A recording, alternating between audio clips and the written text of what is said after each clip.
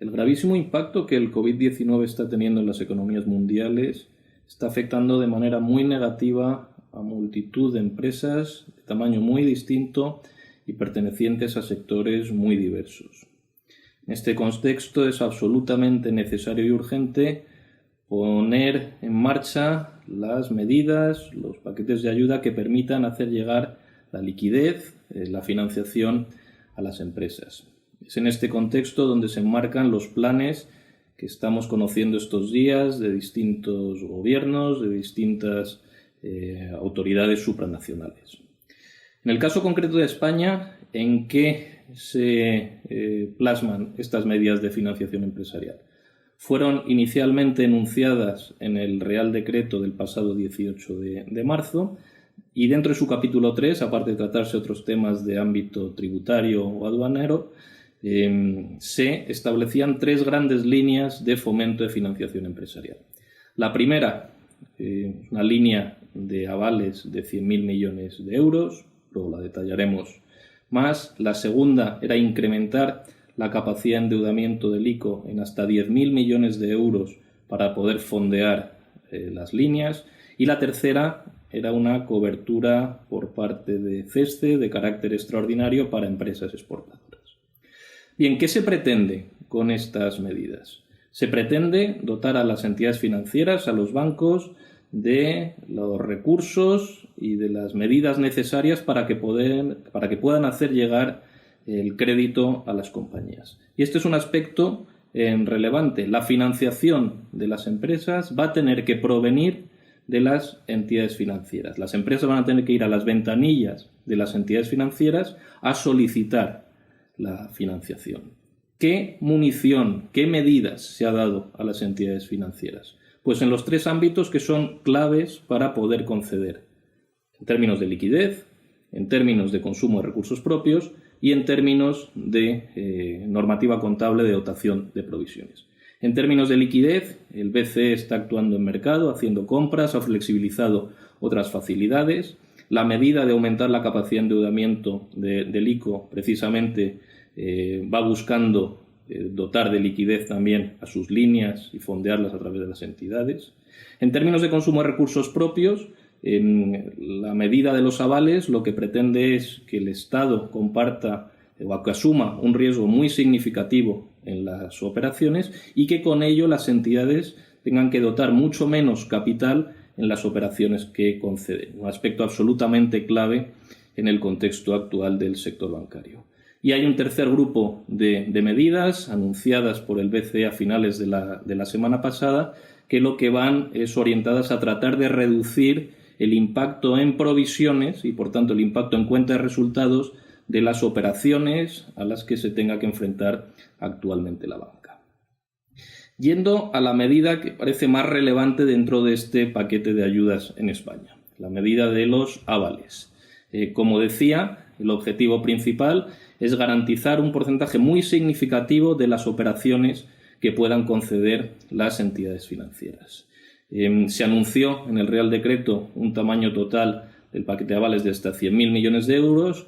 Ayer, en el Consejo de Ministros, se comunicó el lanzamiento de un primer tramo de 20.000 millones de euros, de los cuales el 50% va a ir a pymes y autónomos. Luego recordaremos la definición de pyme, y el otro 50% va a ir a empresas de mayor dimensión, que no entren en esta categoría de pymes o autónomos. Para pymes o autónomos, lo que se establece es una cobertura, un aval del 80% de las operaciones, tanto para nuevo crédito como para refinanciaciones. Para empresas de mayor dimensión, estos porcentajes de cobertura, estos porcentajes de aval se reducen hasta el 70% para nuevas operaciones y hasta el 60% en el caso de refinanciaciones.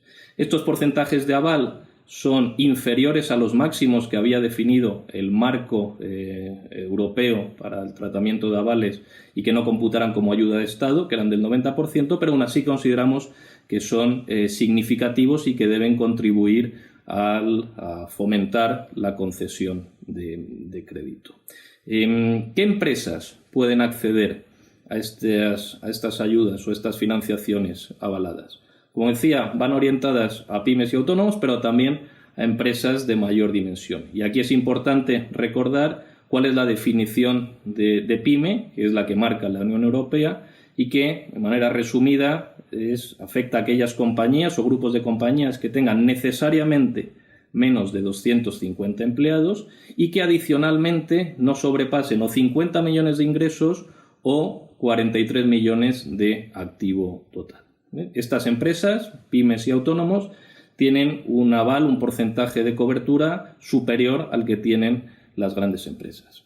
Es importante decir que las empresas que se pueden acoger a estas ayudas son aquellas que estén en una situación de solvencia adecuada a cierre del 2019 y que demuestren que su situación actual está provocada por el impacto del COVID-19 y que ha deteriorado su nivel de ventas, su nivel de cobros, sus resultados, su tesorería. Se quiere evitar que se cuelen compañías que ya estaban en situación de insolvencia antes de este episodio de crisis y, porque esto es un paquete de ayudas orientado a empresas que se han visto afectadas en este contexto.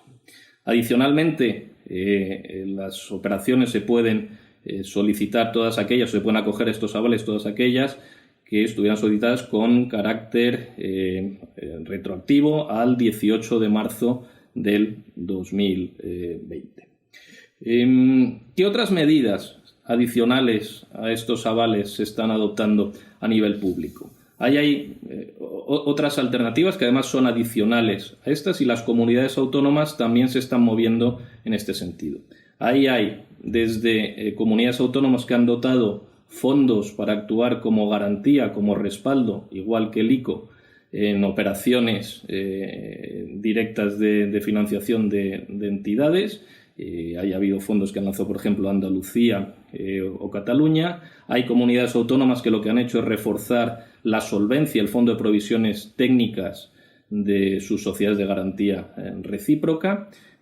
Hay otras comunidades que lo que están haciendo es, a través de sus institutos de finanzas, proveer líneas de financiación directas a empresas. Otras medidas, pues la que comentaba al inicio por parte de CESCE, de aumentar las empresas que se puedan acoger a sus líneas de cobertura, flexibilizando cómo acceder a las mismas, y hay otras alternativas que se irán detallando en reales decretos sucesivos que tienen que ver con bonificaciones de tipos de interés en financiaciones públicas, con el posible incremento del refinanciamiento por parte de CERSA y de ayudas o subvenciones directas a determinados sectores especialmente afectados. En definitiva, ¿cuál es nuestra visión general de este paquete de ayudas? Creemos que se ha puesto de manera coordinada a disposición de la banca medidas en los tres ámbitos que son claves para ellos: liquidez, consumo de recursos propios a través de los avales y contablemente limitarles el impacto en provisiones. ¿El tamaño del paquete de avales es suficiente? Esa es una de las dudas principales. Para tener un orden de magnitud, los 100.000 millones de avales suponen aproximadamente un 20% del stock de crédito a empresas. Si lo comparamos con Alemania, en el que se han anunciado hasta 500.000 millones en avales, eso supone un 30% del stock de crédito a empresas en Alemania. Por tanto, aunque el 20% es un porcentaje significativo, queda bastante por debajo de lo que se ha implantado en Alemania. En cualquier caso, nosotros aquí pensamos que la clave para que realmente el crédito se canalice a las empresas es, uno, que los bancos sean lo más operativos posibles en implantar desde ya estas líneas. Los bancos y el ICO que lleguen a unos acuerdos lo más ágilmente posibles. Segundo, que se reduzcan al máximo las burocracias necesarias en términos de admisión, análisis y aprobación de operaciones. Y en tercer lugar, y casi el más relevante, que las entidades financieras interioricen que tienen que ser ellas las que canalicen la financiación a las empresas y que juegan un papel absolutamente relevante para canalizar estos recursos públicos al tejido empresarial. Solo así pensamos que las compañías pueden salir de esta crisis con el menor daño posible.